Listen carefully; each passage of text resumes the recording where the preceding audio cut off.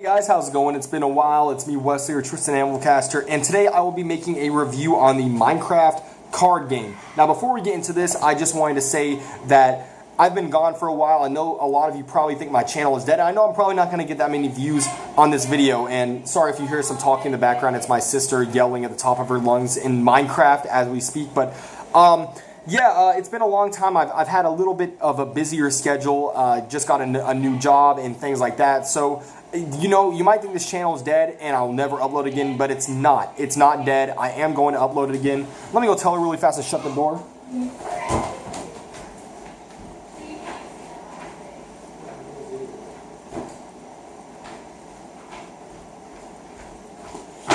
And sorry about that, guys. She had the door open and it was really loud. So, yeah, to get back to it, I haven't made a video in a while because I've been busy and I want to start making videos again. I actually have a cool video for you coming out in the next few days. It's going to be my top 5 worlds in Wizard 101. I'm going to go in depth on why I think these worlds are the best, this category of worlds, and I think it's going to be great. You know, I have a lot of knowledge in Wizard 101, so you could definitely trust my opinion if you don't know the worlds too well. And of course, also, I'm going to want you guys to tell me what your favorite worlds are, but there's a ton of great worlds in Wizard 101, and it's really hard to put which ones are the best in order, but I'm going to have to try my best. I'm not done with the video yet, but I think it's going to be a great video. So let's get into the review of the Minecraft card game. Now, I actually picked this up at Target for about $8 to $10. A fairly inexpensive game, especially because, you know, it has so much replayability, and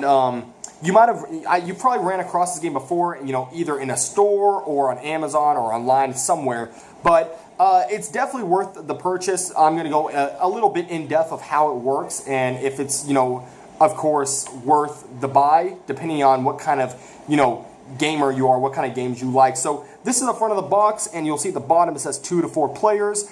8 and up. Now, what I can say is that this game is a little bit more complex for an 8-year-old to fully understand, unless you have somebody kind of helping them along with the instructions. It's not the most complex game in the world, but it does have a few different terms, a few different abilities you have to understand and things like that. But we're going to flip it around, and of course it will show you the different crafting tools right here. It will show you the different resources at the top, the different ability cards, which are the creepers and TNT, and it will show you your 4 pieces right here, or card holders. And I'll get to that in a second, what those are used for, but let's open the box, and I'll try to go a little bit in depth. I don't want to make the video too long, but what I do like is that this game manual, or this game manual is not too in depth or anything. It's a really easy game manual to understand.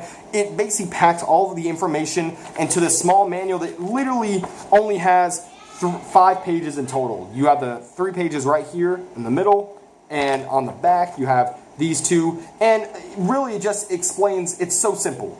So basically in this game you have 2 actions per turn, and these actions can be mining resources, which I'll show you the resource cards, mining resources, crafting tools, or also reserving a card. So basically these are your resources. You have wood,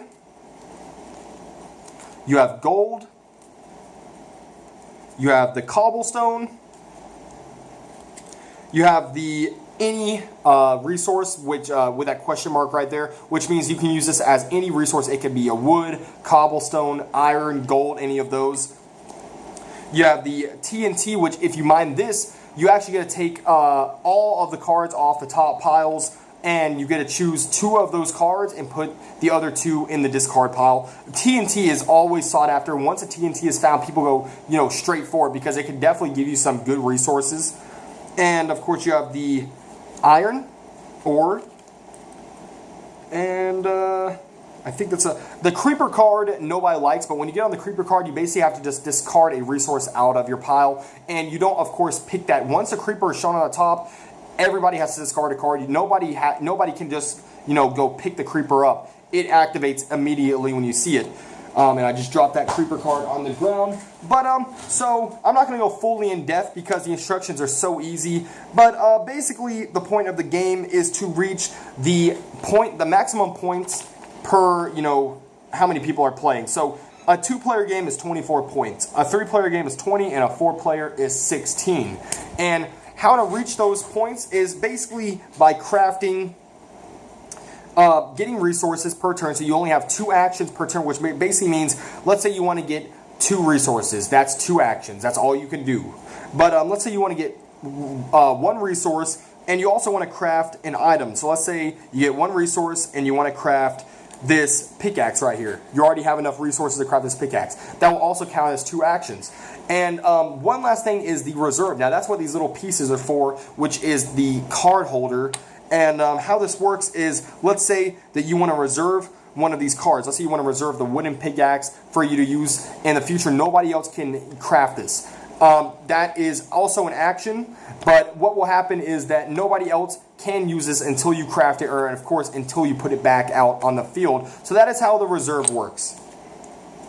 So it's really self-explanatory. It's not that hard of a game. I would show you the setup, but I actually don't have a way to put the camera down towards the table. But basically the basic setup is you're going to have 5 piles of 15 of these resource cards, and you're going to have 4 piles, let me just make sure, you're going to have 4 piles of the craft cards, 6 cards in each of those piles. So basically what happens is you're going to have these, of course, facing up so you can see the resources, and you can only take off the top of the pile, you know, the resources off the top of the pile. You can't go under the pile and look for different resources. So it really does take some strategy, but for the most part, it does come to a bit of luck finding good resources on top of the pile, especially when it comes around to your turn.